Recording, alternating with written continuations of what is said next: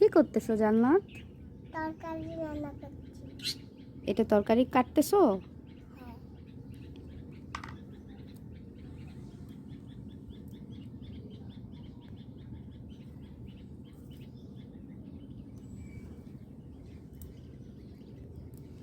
এটা কি? এটা হুম, এটা প্রেসার আদা। স্পেশাল আদা।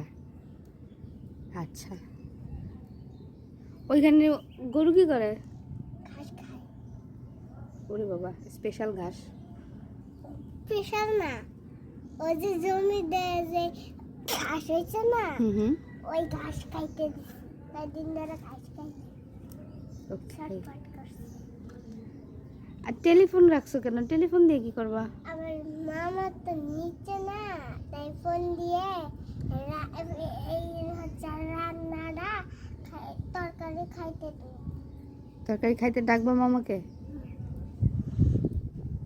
ভাত ভাত হইলে মামার ডাক দিব, তারপর মামা খাইয়া আবার নিচে চলে যাবো।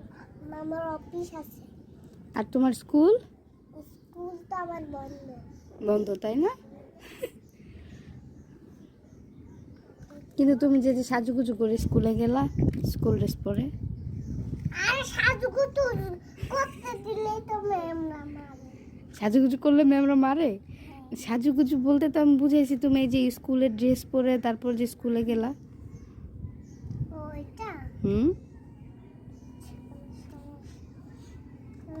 তা সাজুগুজু করলাম, ওটা তো আমি করি না, আমি করে দিচ্ছি।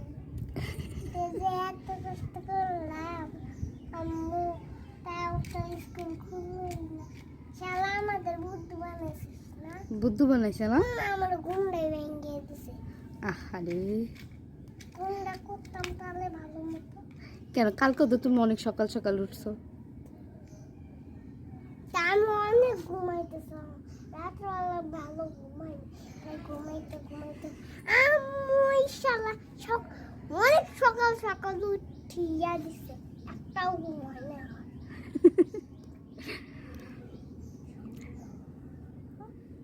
আমার খাও। এটা কি রান্না করছো?